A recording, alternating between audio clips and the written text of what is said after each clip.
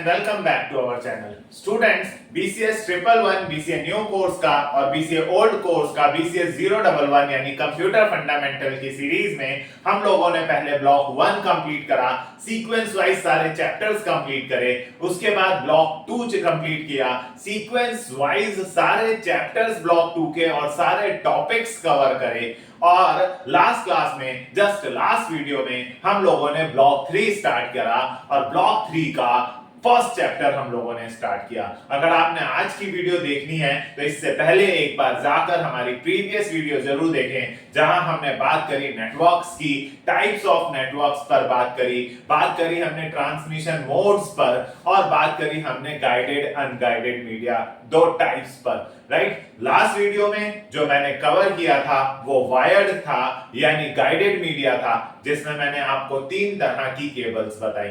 मैंने आपको twisted pair cable बताई, मैंने आपको कोएक्सियल केबल बताई, मैंने आपको ऑप्टिकल फाइबर केबल बताई। उसे गाइडेड मीडिया क्यों कहा जा रहा था? क्योंकि उसमें हम वायर्स जिस डायरेक्शन में भी डालते थे उसी डायरेक्शन में कम्युनिकेशन होता था, यानी किस डायरेक्शन में कम्युनिकेशन होना है यह हम तारों के द्वारा गाइड किया करते थे।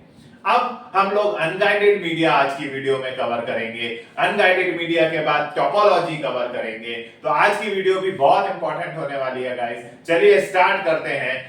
वो टॉपिक जो लास्ट वीडियो में हमने आधा कवर किया, आज उससे आगे कंटिन्यू करते हुए अनगाइडेड मीडिया। चलिए स्टार्ट करते हैं। तो BCS 111 का ब्लॉक 3 का चैप्टर 1 ही चल रहा है अभी, राइट, जिसमें हम लोगों ने लास्ट क्लास गाइडेड मीडिया पर बात करी। आज हम लोग बात करेंगे अनगाइडेड मीडिया पर। अनगाइडेड मीडिया, इसे अनगाइडेड या वायरलेस भी बोला जाता है। वायरलेस इसलिए क्योंकि इसमें जो डेटा ट्रेवल होता है वो एटमॉस्फेयर के थ्रू होता है, एयर के थ्रू होता है, इसमें तारों की जरूरत नहीं होती। इसीलिए इसे अनगाइडेड बोला जा रहा है, क्योंकि हवा के थ्रू, एटमॉस्फेयर के थ्रू सिग्नल्स ट्रेवल करेंगे और उनकी डायरेक्शन हम गाइड नहीं कर सकते। हवा जहां जहां जाएगी सिग्नल्स उसके साथ साथ जाएंगे। तारों को तो हम गाइड कर सकते हैं कि इधर बिछाइए, इधर बिछाइए, इधर बिछाइए, तो वहीं वहीं सिग्नल्स जाएंगे, बट हवा को हम गाइड नहीं कर सकते। इसीलिए यहाँ अनगाइडेड मीडिया है। मैंने इन दोनों का डिफरेंस आपको अच्छे से लास्ट वीडियो में करके समझाया था। अनगाइडेड मीडिया में जो सबसे पहला टॉपिक हम लोग पढ़ने जा रहे हैं वो है radio waves. Radio waves, right. So आप नाम से ही वायरलेस का मतलब ही क्या हुआ? जहां सारा का सारा डेटा वेव्स की फॉर्म में ट्रेवल करेगा, राइट, क्योंकि एटमॉस्फेयर में तो सब सिग्नल्स की फॉर्म में, वेव्स की फॉर्म में ही ट्रेवल कर रहा है, राइट। तारों का तो है नहीं कॉन्सेप्ट यहाँ पे, तो यहाँ सारा का सारा वायरलेस कॉन्सेप्ट में वेव्स के थ्रू होगा। तो 3 तरह की वेव्स हैं जिनके थ्रू हमारा डेटा ट्रांसमिट किया जाता है एटमॉस्फेयर में, एयर में, and the very first one is radio waves. सबसे पहले हम बात करेंगे रेडियो वेव्स पे। देखिए, रेडियो वेव्स की सबसे पहले आप लोगों को फ्रीक्वेंसी जान लेनी चाहिए कि रेडियो वेव्स की फ्रीक्वेंसी। देखिए यहां पर जो भी मैं पॉइंट्स लिख रहा हूं शॉर्ट में, इन सबको आपको सेंटेंस बना बना के पॉइंट वाइज, अगर पेपर में रेडियो वेव्स पूछा गया तो पॉइंट वाइज आपको वहां पर समझाना पड़ेगा। तो इसकी जो फ्रीक्वेंसी होती है वो 3 किलोहर्ट्ज से लेकर 1 गीगाहर्ट्ज तक इनकी फ्रीक्वेंसी होती है। अब आप बोलेंगे कि फ्रीक्वेंसी क्या टर्म है, तो जो लोग फिजिक्स पढ़े हैं वो तो समझ गए होंगे, बट फ्रीक्वेंसी आप अभी के लिए सिंपल टर्म्स में, हालांकि आगे नेटवर्किंग में आप बहुत डिटेल में पढ़ेंगे, बट अभी के लिए मान लें, एक समझने के लिए मान लें कि एक पर्टिकुलर टाइम में, एक यूनिट ऑफ टाइम में कितने नंबर ऑफ सिग्नल्स भेजे जा रहे हैं उसे फ्रीक्वेंसी कहते हैं। एक टाइम लिमिट में, एक टाइम पीरियड में, एक टाइम यूनिट में कितने नंबर ऑफ सिग्नल्स भेजे जाते हैं उसे हम लोग फ्रीक्वेंसी कहते हैं। ज्यादा सिग्नल्स जा रहे हैं तो हाई फ्रीक्वेंसी, मान लीजिए 1 सेकंड में, अगर 1 सेकंड में ज्यादा सिग्नल जा रहे हैं तो वो हाई फ्रीक्वेंसी हुई, 1 सेकंड में कम सिग्नल जा रहे हैं तो लो फ्रीक्वेंसी हुई। तो रेडियो वेव्स की जो फ्रीक्वेंसी होती है वो 3 किलोहर्ट्ज से लेकर 1 गीगाहर्ट्ज तक होती है। फ्रीक्वेंसी की यूनिट जो होती है वो हर्ट्ज में नापी जाती है। आइए अब रेडियो वेव्स क्या, देखिए रेडियो वेव्स जो हैं ये सबसे लंबी दूरी तक ट्रेवल करती हैं। They can travel long distances, ये बहुत लंबे डिस्टेंसेस को ट्रेवल कर लेती हैं। ना सिर्फ लंबे डिस्टेंसेस, बहुत डिफिकल्ट पहाड़ों में आपने आर्मी के पास देखा होगा, आर्मी वाले भी शोल्डर पर लेकर चलते हैं, वो रेडियो ही है। वो कहते हैं कि रेडियो पर मैसेज कीजिए, रेडियो ही है जो माउंटेन्स पर, घाटियों में यानी टेरेन्स पर, सब जगह, डेजर्ट पर, सब जगह ट्रेवल कर जाते हैं। डिफिकल्ट एरियाज में लाइक माउंटेन्स पर, डेजर्ट्स पर, घाटियों में, टेरेन्स पर, सब जगह ट्रेवल कर लेते हैं भाई। दे कैन ट्रेवल, राइट, बहुत लंबी लंबी दूरी तक ये ट्रेवल कर जाते हैं इजीली। रेडियो वेव्स अगर हम देखें तो हमारे पास एफएम हम लोग सुनते हैं, हम अपनी गाड़ियों में एफएम सुनते हैं, हम अपने घरों में एफएम लगा के सुनते हैं। अगर आपका घर के दरवाजे बंद भी हैं तब भी सिग्नल्स अंदर आ रहे हैं, आपका एफएम सुनाई देगा, क्योंकि एफएम भी रेडियो वेव्स पर चलता है। तो आपको एफएम सुनाई दे रहा है, इसका मतलब रेडियो वेव्स जो हैं वो दीवारों को, दरवाजों को पार करके भी अंदर आ जाते हैं। आप अपनी कार के चारों तरफ से ग्लासेस बंद कर लीजिए, फिर भी वो रेडियो वेव्स अंदर आएंगी और एफएम आपका चलेगा। सो ये वॉल्स को भी पेनिट्रेट कर जाते हैं, they can penetrate walls. So radio waves जो हैं वो वॉल्स को भी पेनिट्रेट कर जाती हैं, राइट। तो रेडियो वेव्स का एक एग्जांपल अगर मैं आपको दूं तो आप ब्लूटूथ को भी रेडियो वेव्स का, हालांकि ब्लूटूथ जो है वो भी रेडियो वेव्स का एग्जांपल ही है। ब्लूटूथ में भी आपने देखा होगा कि 10, हालांकि ये लॉन्ग डिस्टेंसेस वाला नहीं है क्योंकि इसकी फ्रीक्वेंसी इतनी रखी गई है कि ये हार्डली 10 मीटर तक सिग्नल्स को कवर कर लेता है। तो ब्लूटूथ की रेंज जो है वो 10 मीटर तक ही होती है। ये फ्रीक्वेंसी पर खेल है सारा का सारा। आपके मोबाइल में, आपके घर में एफएम बजता है, एफएम रेडियो बोलते हैं उसे, एफएम रेडियो। रेडियो क्यों बोल रहे हैं? क्योंकि वो रेडियो वेव्स से चल रहा है। अब वहां भी फ्रीक्वेंसी का खेल है, कोई फ्रीक्वेंसी पर आता है 103.5, कोई 93.5, है ना, अलग अलग फ्रीक्वेंसी, कोई 91.1 पर आ रहा है, कोई 92.7 पर आ रहा है। वो कहते हैं 92.7 मेगाहर्ट्ज पर आप सुन रहे हैं रेडियो मिर्ची। तो इस तरह से वो 92.7 क्या उन्होंने फ्रीक्वेंसी बताई कि आप जो सुन रहे हैं रेडियो वो एक पर्टिकुलर टाइम यूनिट में 92.7 मेगाहर्ट्ज सिग्नल्स भेज रहे हैं। तो फ्रीक्वेंसी के आधार पर ही डिस्टेंस होता है। आप एक चीज देखिए, मैं आपको बताता हूं कि ये जो एफएम हम लोग सुनते हैं, चाहे वो रेडियो मिर्ची हो, रेड एफएम हो, जो भी है, इनकी फ्रीक्वेंसी इतनी रखी गई है कि ये 50-60 किलोमीटर के डिस्टेंस में ही ट्रेवल करते हैं। इसलिए एफएम दिल्ली में जो आप एफएम सुनते हैं वो दिल्ली और दिल्ली एनसीआर के आसपास ही आने के बाद वहां से खत्म हो जाता है, उसकी फ्रीक्वेंसी ही इतनी रखी गई है। मुंबई का एफएम अलग है, वो मुंबई में बजता है, मुंबई वाला एफएम दिल्ली नहीं आता, राइट। लेकिन अगर फ्रीक्वेंसी बढ़ाई जाए, जैसे all India radio, all India radio की फ्रीक्वेंसी ऐसी रखी जाती है कि वो लंबी लंबी दूरी तक चला जाता है। ऐसा भी हो सकता है कि वो पूरे देश में आ रहा हो। ये फ्रीक्वेंसी का खेल है सारा का सारा, राइट। तो ऑल इंडिया रेडियो की फ्रीक्वेंसी इतनी रखी, अब इसकी फ्रीक्वेंसी इतनी रखी गई है कि देखिए ना, यहाँ पे 10 मीटर तक की रेंज है। वाइडली यूज किया जाता है, ये वाइडली यूज किया जाता है इन वायरलेस डिवाइसेस, है ना। ब्लूटूथ तो वायरलेस डिवाइसेस में यूज करते हैं आप लोग, हेडफोन्स में, कीबोर्ड, माउस, आजकल सब में यूज होने लगा है, ठीक है। रेडियो वेव्स जो है कई टाइप की होती है अगर हम लोग बात करें, ठीक है। जैसे अब मैंने आपको बोला कि रेडियो वेव्स जो हैं वो एटमॉस्फेयर के थ्रू अब ट्रेवल करती हैं। अब अगर एटमॉस्फेयर के थ्रू ट्रेवल करेंगी ये रेडियो वेव्स, तो इनमें एटमॉस्फेयर की भी कई सारी लेयर्स होती हैं, आप लोगों ने पढ़ा होगा, राइट? आयनोस्फेयर, एक्सोस्फेयर, ऐसी कई लेयर्स होती हैं। उन लेयर्स के हिसाब से इनके कई तरह के टाइप्स भी होते हैं। अभी उतनी डिटेल में जाने की जरूरत नहीं है क्योंकि हम लोग फंडामेंटल्स पढ़ रहे हैं। जब हम नेटवर्किंग में बात करेंगे तो हम इस पर भी बात करेंगे। रेडियो वेव्स की एक सबसे बड़ी खासियत यहाँ ये है कि आपको कोई एंटीना लगा सेटल करने की जरूरत नहीं होती। कोई छत पर एंटीना नहीं लगाना पड़ता कि मुझे एफएम सुनना है, आपके मोबाइल में कोई एंटीना नहीं है। So no need to align antennas. कोई एंटीनास वगैरह केयरफुली डायरेक्शन में इस तरह से अलाइन करने की जरूरत नहीं होती। तो ये रेडियो वेव्स हैं गाइस, जो कि अनगाइडेड मीडिया में यूज होती हैं, और इसके बारे में भी अगर पेपर में आया तो आपको इन सबको सेंटेंस मेकिंग करके समझाना पड़ेगा। आइए दूसरे एग्जांपल की तरफ चलते हैं, दूसरे अनगाइडेड मीडिया की तरफ चलते हैं, कॉल्ड माइक्रोवेव्स। चलिए, नंबर 2 इज माइक्रोवेव्स। इसकी फ्रीक्वेंसी देखिए, जो वहां खत्म हुई ये वहीं से स्टार्ट होगी। जैसे इस पिछले वाले की फ्रीक्वेंसी 1 गीगाहर्ट्ज पर खत्म हुई, ये 1 गीगाहर्ट्ज से शुरू होता है और इसकी फ्रीक्वेंसी 300 गीगाहर्ट्ज तक जाती है। सो ये इसकी फ्रीक्वेंसी है माइक्रोवेव्स की।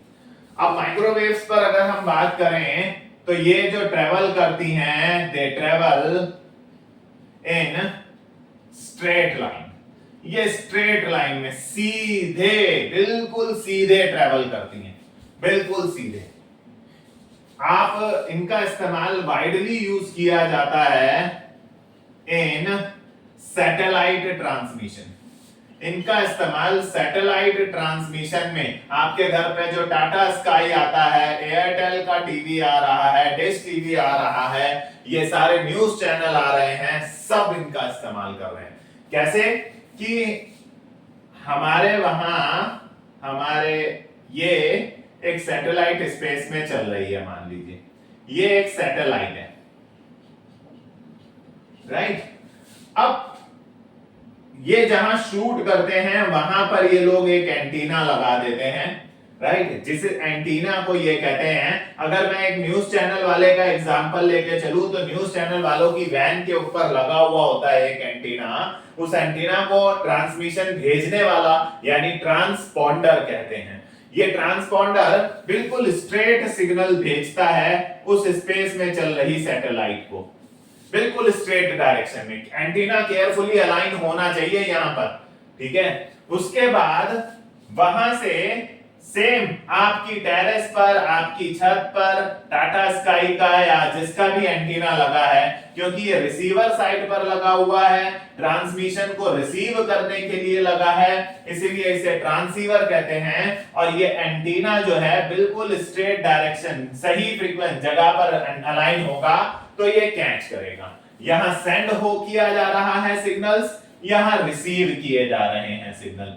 और पता है कभी कभी क्या होता है, किसी बर्ड की वजह से, कभी बर्ड कोई एंटीना पर बैठ जाए आपकी टेरेस पे, टाटा स्काई पे या डिश टीवी का जो एंटीना लगा है, या जोरदार आंधी चल जाए जिससे वो डिश थोड़ी सी हिल जाए तो आपके टीवी सिग्नल्स आने बंद हो जाते हैं। फिर आपको टाटा स्काई कंप्लेंट करनी होती है, वो फिर अपना मीटर लेकर आते हैं, एंटीना को केयरफुली अलाइन करते हैं और तब सिग्नल आने शुरू होते हैं। क्योंकि भाई ये सीधे हैं, ये एंटीना अगर सही से अलाइन नहीं हुआ तो भाई ये सिग्नल्स उस पर नहीं पड़ेंगे प्रॉपर और वो आपको टीवी की क्वालिटी नहीं देगा, right? So it needs antennas, इसमें एंटीनास जो हैं टू बी अलाइंड केयरफुली। आपको बहुत केयरफुली एंटीनास अलाइंड करने होंगे, राइट? दूसरी चीज कि जो वेरी हाई फ्रीक्वेंसी माइक्रोवेव्स होती हैं, ये माइक्रोवेव्स की एक खासियत और देखिए, कैन नॉट पेनिट्रेट वॉल्स। ये दीवार पार करके आपके कमरे में नहीं आ पाएंगी, ये वॉल्स को पार करके आपके कमरे में नहीं आ पाएंगी। दूसरी चीज, तीसरी, आपने देखा है आपके घर पे जो टाटा स्काई, एयरटेल टीवी लगा है, जरा सा आंधी तूफान आया, बारिश आई, उसमें सिग्नल मैसेज आ जाता है कि bad signals due to bad weather conditions, right? तो देखिए क्यों, क्योंकि अगर आंधी आई तूफान आई तो हवा के साथ ये सिग्नल्स बिल्कुल जो सीधे ट्रेवल कर रहे हैं, ये सिग्नल्स सीधे ट्रेवल नहीं पहुंच पा रहे होते हैं।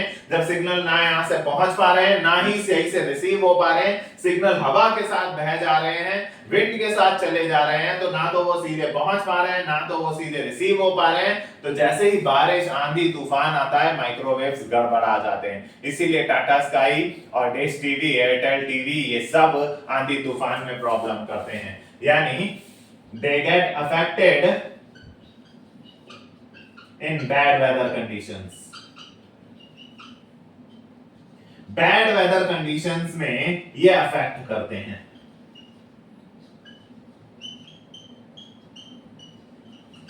राइट, एक चीज और बताता हूं कि यहां पर सैटेलाइट क्यों लगानी पड़ रही है, क्यों इन्हें सीधा नहीं भेजा जा रहा है, एंटीना से एंटीना पे भी तो भेजा जा सकता है, क्यों पहले सैटेलाइट को भेजना पड़ रहा है, फिर सैटेलाइट से दूसरी जगह कैच कराना पड़ता है। देखिए होता क्या है कि मान लीजिए ये हमारी अर्थ है, ये मान लीजिए हमारी एक अर्थ है, और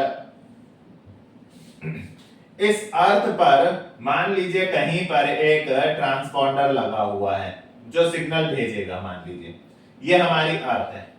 अब अगर ये सिग्नल भेजेगा अर्थ में ही, तो ये सिग्नल जो है ये सीधे ट्रेवल करते हैं और भाई ये सीधे बाहर निकल जाएंगे, क्योंकि पृथ्वी हमारे अर्थ गोल है, हमारा अर्थ गोल है, और अगर आप सिग्नल भेजेंगे तो ये अर्थ को सीधे सीधे ट्रेवल होते हुए अर्थ को पार कर जाएंगे, निकल जाएंगे। इसीलिए यहां पर हमें सैटेलाइट लगानी पड़ती है कि वो इसे रिफ्लेक्ट बैक कर दें दूसरे एंटीनास पर।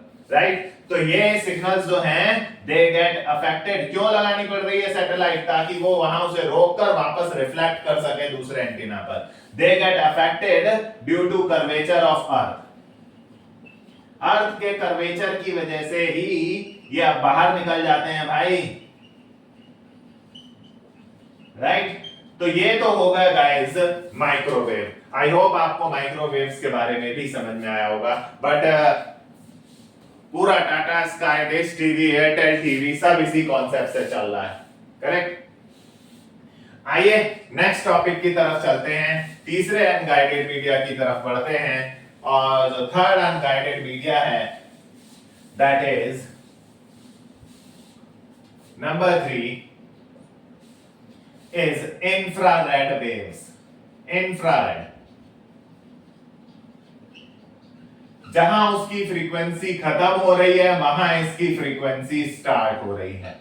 उसकी फ्रीक्वेंसी जो है वो 300 गीगाहर्ट्ज पर खत्म हो रही थी, इसकी फ्रीक्वेंसी 300 गीगाहर्ट्ज पर खत्म हो रही से शुरू हो रही है और 1 टेराहर्ट्ज तक या 400 टेराहर्ट्ज तक जाती है। 400 टेराहर्ट्ज तक। ये देखिए जितनी ज्यादा फ्रीक्वेंसी उतना शॉर्ट डिस्टेंस। ये बहुत they can travel very short distances. अब आप बताओगे कि सर बहुत शॉर्ट डिस्टेंसेस ट्रेवल करते हैं, कोई एग्जांपल से बताइए कि ऐसे कौन से शॉर्ट डिस्टेंसेस। तो भाई इंफ्रारेड वेव्स जो हैं ये वाइडली यूज होती हैं, ये वाइडली यूज होती हैं इन रिमोट कंट्रोल्स।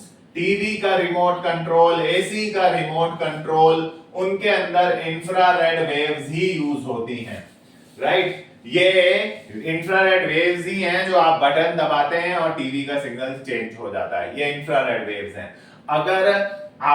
अगर नया नया सेल डाला हुआ है रिमोट में, तो आप देखिए आप वॉल पर भी मारेंगे तो टकराकर टीवी का सिग्नल चैनल चेंज हो जाता है, क्योंकि ये भी वॉल्स को पार नहीं कर पाते। They can not penetrate walls, ये भी वॉल्स को पार नहीं कर पाते। इंफ्रारेड वेव्स हैं, अगर सनलाइट में आप इनका इस्तेमाल करेंगे तो सनलाइट में भी इंफ्रारेड वेव्स होती हैं, ये वहां पर गड़बड़ हो जाएंगे। सो सनलाइट में ये अफेक्ट हो सकते हैं। They may affect in sunlight, direct sunlight में ये अफेक्ट हो सकते हैं, ध्यान रहे।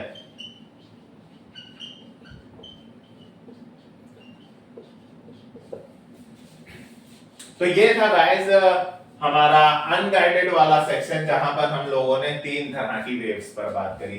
आई होप आपको अनगाइडेड मीडिया भी अच्छे से समझ में आया होगा। चलिए नए टॉपिक की तरफ बात कर चलते हैं। And the next topic of this chapter is very important one called topology. Topology topology students, हमने बात करी थी लास्ट वीडियो में कि कंप्यूटर्स को आपस में एक दूसरे से कनेक्ट किया जाता है। हम कंप्यूटर्स को आपस में एक दूसरे से कनेक्ट करते हैं ताकि हम डेटा शेयरिंग कर सकें, फाइल शेयरिंग कर सकें, रिसोर्स शेयरिंग कर सकें। यानी इंटरकनेक्ट करना कंप्यूटर्स को आपस में एक नेटवर्क बनाता है। कंप्यूटर्स को आपस में एक दूसरे से इंटरकनेक्ट करने से एक नेटवर्क बनता है। लेकिन यहां पर एक क्वेश्चन और उठता है। वो क्वेश्चन ये कि कनेक्ट करा कैसे जाए। वो कौन कौन से तरीके हैं, टेक्निक्स हैं जिनका इस्तेमाल करके हम कंप्यूटर्स को आपस में कनेक्ट करें। वो टेक्निक्स, वो तरीके जो अवेलेबल हैं जिनका इस्तेमाल करके कंप्यूटर्स को आपस में इंटरकनेक्ट किया जाता है। देखिए नेटवर्क की डेफिनेशन में मैंने आपको बताया कंप्यूटर्स को आपस में एक दूसरे से कनेक्ट करते हैं ताकि data sharing, file sharing, resource sharing, ऐसा लास्ट वीडियो में बताया। बट कनेक्ट करने के भी तो कोई तरीके होंगे, कनेक्ट करने की तो कोई टेक्निक्स होंगी। Those techniques are called topology. Topology basically वो टेक्निक्स हैं, वो तरीके हैं जो हम इस्तेमाल करते हैं कंप्यूटर्स को आपस में एक दूसरे से इंटरकनेक्ट करने के लिए ताकि एक नेटवर्क बन जाए। Right, so these are the techniques basically. ये वो टेक्निक्स हैं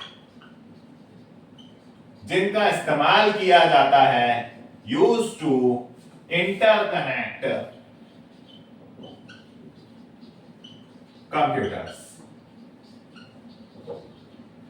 टू फॉर्म अ नेटवर्क। एक नेटवर्क फॉर्म करने के लिए, कंप्यूटर्स को आपस में इंटरकनेक्ट करने के लिए इन टेक्निक्स का इस्तेमाल किया जाता है। बेसिकली आप ये कह सकते हैं कि इट डिस्क्राइब्स, ये डिस्क्राइब करता है हाउ कंप्यूटर्स आर इंटरकनेक्टेड, कि कंप्यूटर्स को आपस में कैसे जोड़ा जाए, इंटरकनेक्टेड विद ईच अदर। ये है टोपोलॉजी की डेफिनेशन कि कंप्यूटर्स को आपस में जोड़ा कैसे जाए, कनेक्ट कैसे किया जाए। नेटवर्क बनाने के तरीके हैं ये एक तरह से। राइट, तो कई टाइप्स ऑफ टोपोलॉजीज हमें पढ़नी है। कई टाइप्स ऑफ टोपोलॉजीज आपके पेपर में भी पूछी जाती हैं, हमें पढ़नी भी हैं। राइट, टाइप्स ऑफ टोपोलॉजीज जिनमें सबसे पहली है बस टोपोलॉजी। बस टोपोलॉजी, इन्होंने क्या बोला? इन्होंने बोला कि भाई एक वायर लीजिए, इस वायर को क्या बोला जाएगा? इस वायर को इन्होंने नाम दिया बस। एक केबल लीजिए, एक वायर लीजिए और अपने कंप्यूटर्स जो हैं उस केबल पर कनेक्ट कर दीजिए। अपने कंप्यूटर्स को उस वायर पर कनेक्ट कर दीजिए, कुछ इस तरह से। देखिए टोपोलॉजी का क्वेश्चन अगर पेपर में आया, जो कि बहुत बार आता है, तो आपको भाई यहां तरीके की बात हो रही है कि कैसे कंप्यूटर्स को आपस में एक दूसरे से जोड़ा जाए, तो तरीका बनाकर दिखाना कंपलसरी होगा। ये डायग्राम आपको बनाना ही पड़ेगा। ये लीजिए, ये तरीका जो है ये बस टोपोलॉजी कहलाता है। इसमें ये जो वायर है इसे बस या केबल या आम भाषा में वायर भी कहा जा सकता है। ये जो तरीका आप देख रहे हैं जहां एक वायर होती है, ऑल द कंप्यूटर्स, सारे के सारे कंप्यूटर्स जो होते हैं वो are connected over a single cable. एक सिंगल केबल पर सारे के सारे कंप्यूटर्स को आपस में कनेक्ट कर दिया जाता है। राइट, सारे के सारे कंप्यूटर्स। अगर कोई एक कंप्यूटर किसी दूसरे कंप्यूटर के साथ डेटा शेयर करना चाहता है, कम्युनिकेशन करना चाहता है, तो वो अपना डाटा इस वायर पे भेजेगा और वो वायर के थ्रू दूसरा वाला रिसीव कर लेगा। एड्रेस तो लिखा ही होगा डेटा पर। Right, a computer, if a computer, अगर एक computer wants to communicate with any other computer, अगर किसी दूसरे कंप्यूटर के साथ कम्युनिकेट करना है, then it sends the data over the cable. तो वो अपना डेटा इस केबल पर भेज देगा एंड द रिसीवर कंप्यूटर उसे ग्रैब कर लेगा, अपना एड्रेस पढ़ेगा, राइट, और उसे ग्रैब कर लेगा या रिसीव कर लेगा, जो भी आप कहो, राइट। अगर मैं इसके एडवांटेजेस की बात करूं तो आपको साफ साफ दिख रहा होगा, बहुत ही सिंपल टेक्निक है, बहुत सिंपल टेक्निक है, नो डाउट, राइट। अगर आपको और कंप्यूटर्स बढ़ाने हैं तो यहां पर वायर में कनेक्टर लगाइए, वायर और लंबी कर लीजिए। देखिए ये तार ऐसे नहीं जुड़ती कि छीलो और चिपका दो और टेप मार दो, क्योंकि ये इलेक्ट्रिसिटी में होता है, इलेक्ट्रिसिटी में डेटा नहीं ट्रेवल करता ना, इसलिए वो कैसे भी कर लो। यहाँ पे तारों को ऐसे नहीं करा जाता, तारों को जोड़ने के लिए, क्योंकि तारों में ट्रेवल जो सिग्नल्स हो रहे हैं वो डेटा है, तो डेटा को अगर आप ऐसे छील के जोड़ जाड़ दोगे तो सारा करप्ट हो जाएगा, इसलिए कनेक्टर्स आते हैं, कनेक्टर्स पे जोड़े जाते हैं। तो कनेक्टर लगाइए, तार लंबी कीजिए और कंप्यूटर से जोड़ लीजिए। तो इजी टू एक्सटेंड भी कहते हैं हम लोग इसे, कि अगर आपको और कंप्यूटर्स बढ़ाने हैं तो आसानी से एक्सटेंड कर सकते हैं। इसमें फॉल्ट ढूंढना भी आसान है, इजी फॉल्ट डायग्नोसिस,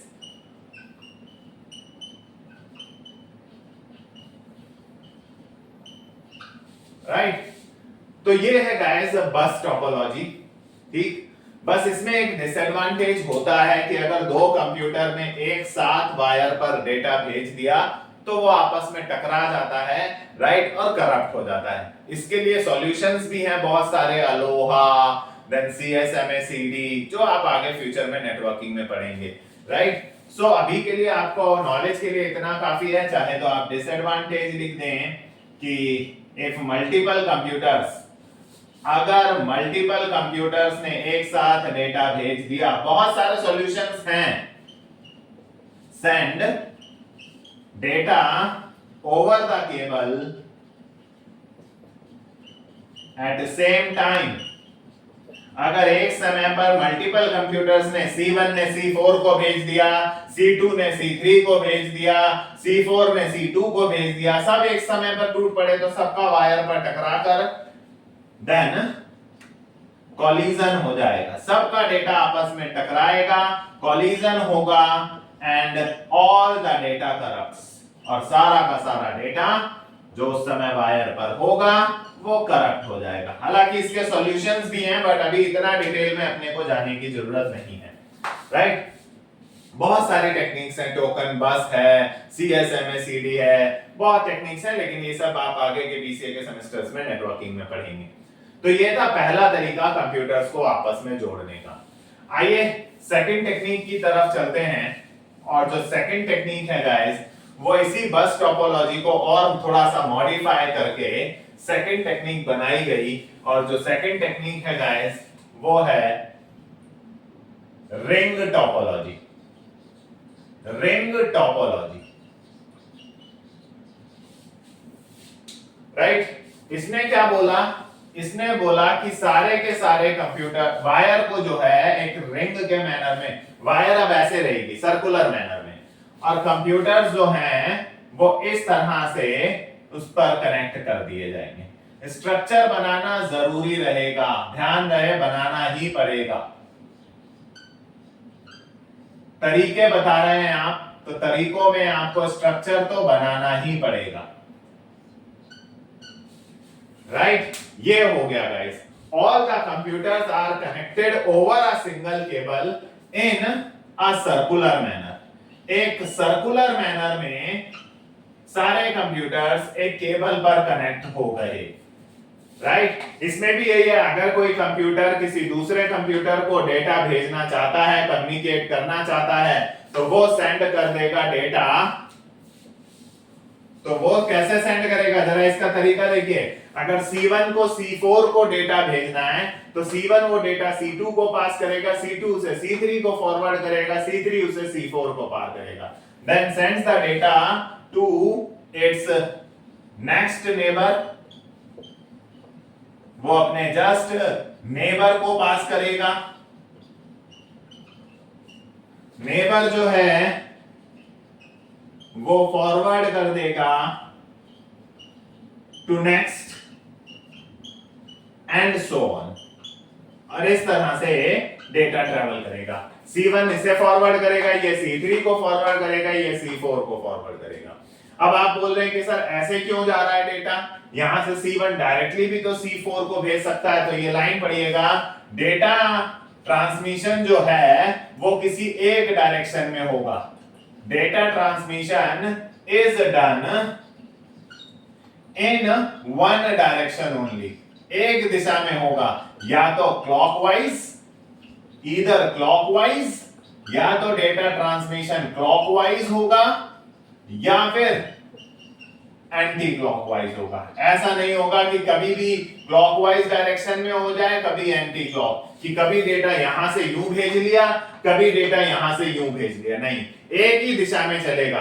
राइट। अब होगा क्या कि अगर कोई एक अगर वायर खराब हो गई, राइट, अगर एक ये रिंग खराब हो गई, पीछे बस में भी ये डिसएडवांटेज था कि अगर वो केबल खराब हो गई तो पूरा कम्युनिकेशन स्टॉप हो जाएगा। राइट। दूसरा एक डिसएडवांटेज इसमें ये भी है कि अगर मल्टीपल स्टेशंस भेजेंगे तो कॉलिजन यहां भी होता है।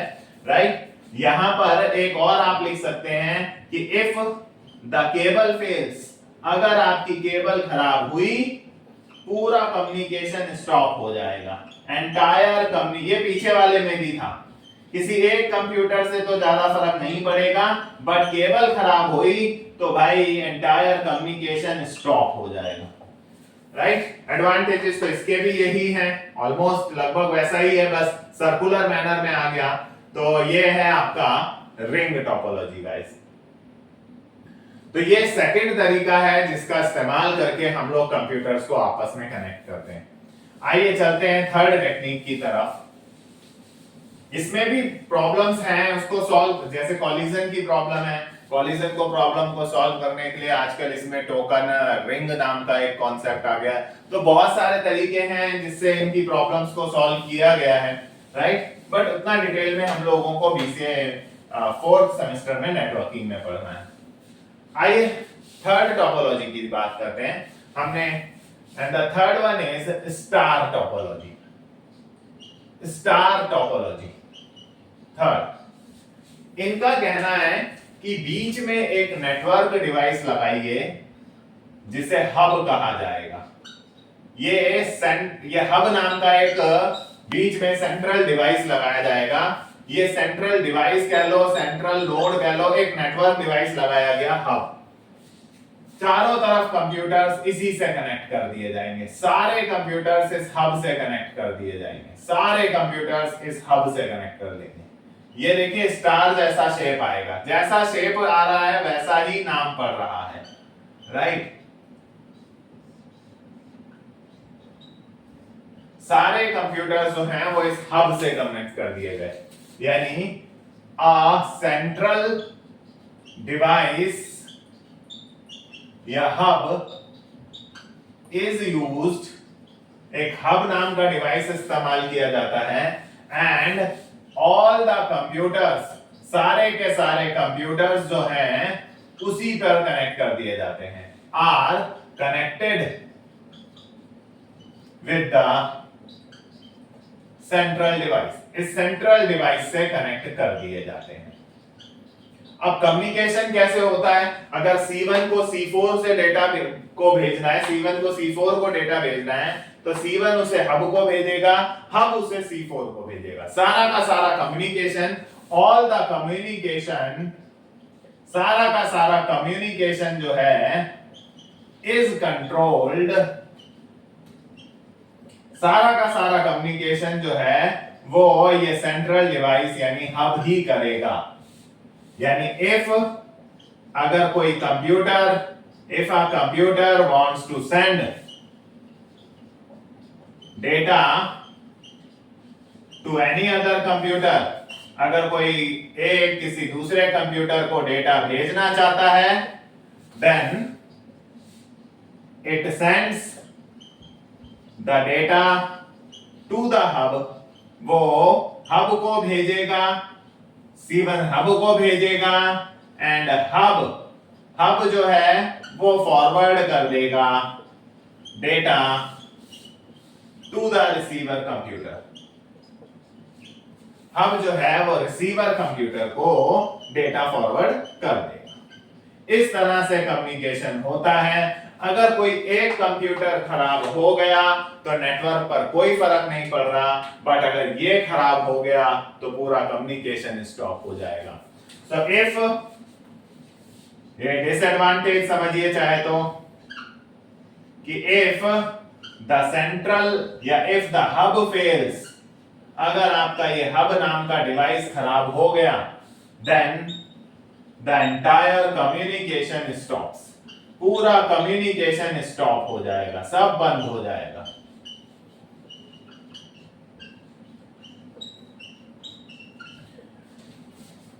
एडवांटेजेस में आप कह सकते हैं कि अगर नया कंप्यूटर जोड़ना है और कंप्यूटर्स बढ़ाने हैं तो आसान है, इजी टू एक्सटेंड है, राइट। तो ये है गाइस, ये भी एक सिंपल टेक्निक है, लेकिन ये एक थर्ड तरीका है टोपोलॉजी, जिसका इस्तेमाल आपने साइबर कैफे वगैरह में भी देखा होगा। एक बॉक्स लगा रहता है, सारे कंप्यूटर्स उसी पे कनेक्ट होते हैं और उसमें बहुत सारी लाइट्स भी ब्लिंक होती रहती हैं। तो ये तीसरी है जिसे हम लोग स्टार टोपोलॉजी कहते हैं, करेक्ट। जरा क्लिक कर लीजिए, चलिए आगे चलते हैं। नेक्स्ट है, हालांकि स्टार का ही एक वेरिएशन भी है, उसे हम ट्री टोपोलॉजी कहते हैं।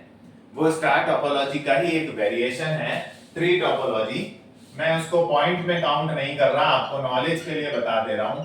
एक्चुअली हब पर वर्कलोड, जब कंप्यूटर्स बढ़ते चले जाते हैं तो हब पर जो सेंट्रल डिवाइस है उस पर वर्कलोड बढ़ जाता है। तो इन लोगों ने उसको, सेंट्रल डिवाइस को एक ट्री की तरह जोड़ दिया, एक हब लगा दिया, उसके अंदर में फिर दो हब लगा दिए, राइट। कुछ इस तरह का एक हब लगा दिया, उसके अंदर में फिर दो हब लगा दिए, और फिर इसके अंदर में कुछ कंप्यूटर्स जोड़ दिए, इसके अंदर में कुछ कंप्यूटर्स जोड़ दिए, राइट। तो वर्कलोड बैलेंसिंग करने के लिए स्टार टोपोलॉजी का ही एक वेरिएशन है। मेरा वर्ड सुना आपने, वर्कलोड। जब नंबर ऑफ कंप्यूटर्स ज्यादा हो जाए, मैं तो 3-4 ऐसे डायग्राम, जब नंबर ऑफ कंप्यूटर्स बढ़ जाते हैं स्टार टोपोलॉजी में, तो एक हब पर वर्कलोड बढ़ जाता है, राइट, ट्रांसमिशन का। उसको डिस्ट्रीब्यूट करने के लिए, वर्कलोड बैलेंसिंग करने के लिए स्टार टोपोलॉजी का ही वेरिएशन है ट्री टोपोलॉजी, जहां इस फॉर्मेशन में पेरेंट हब, फिर चाइल्ड हब, इधर अंदर भी हब हो सकता है, इस हब के अंदर भी फर्दर चाइल्ड हो सकते हैं कंप्यूटर्स। ऐसे वर्कलोड बैलेंसिंग करने के लिए ट्री की शेप में कंप्यूटर्स को आपस में कनेक्ट किया जाता है जब नंबर ऑफ कंप्यूटर्स बहुत ज्यादा हों।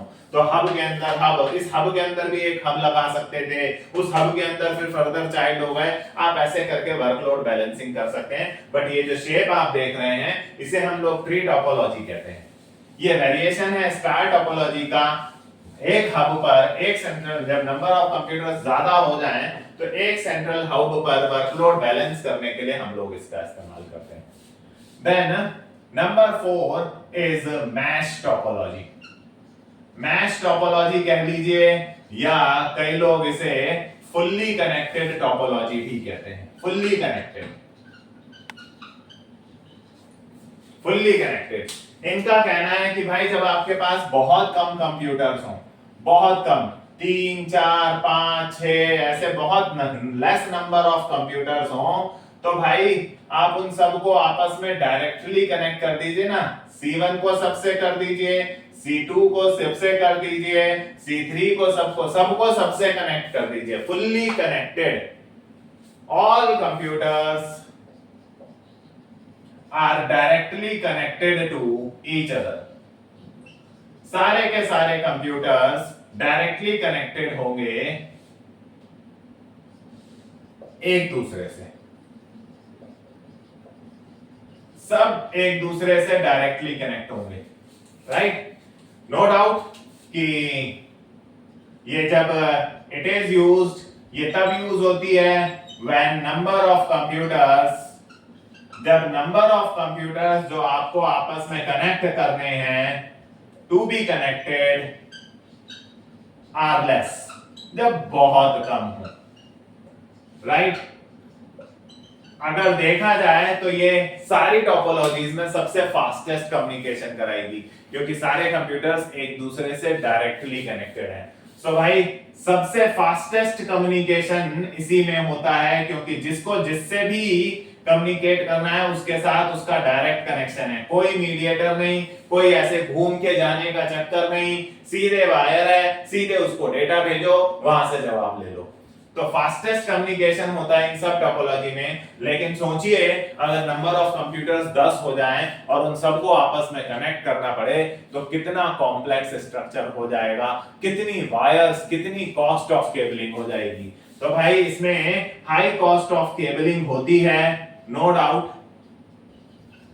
वायर्स का खर्चा ज्यादा आ जाता है, बड़ा कॉम्प्लेक्स हो जाता है, मोर कॉम्प्लेक्स स्ट्रक्चर भाई हो जाता है ये, राइट। क्योंकि किसी भी वायर में खराबी हुई तो भाई उस वायर को ढूंढते बैठे रहो, बड़ा कॉम्प्लेक्स स्ट्रक्चर हो जाता है, राइट। तो ये भी एक तरीका है, बट ये तरीका तब हम प्रेफर करते हैं जब 2 3 4 कंप्यूटर्स को आपस में कनेक्ट करना हो, क्योंकि ज्यादा में तो फिर भाई आपको बहुत ज्यादा वायर्स लग जाएंगी। सो डिफिकल्ट हो जाएगा फॉल्ट ढूंढना और उसको ठीक करना।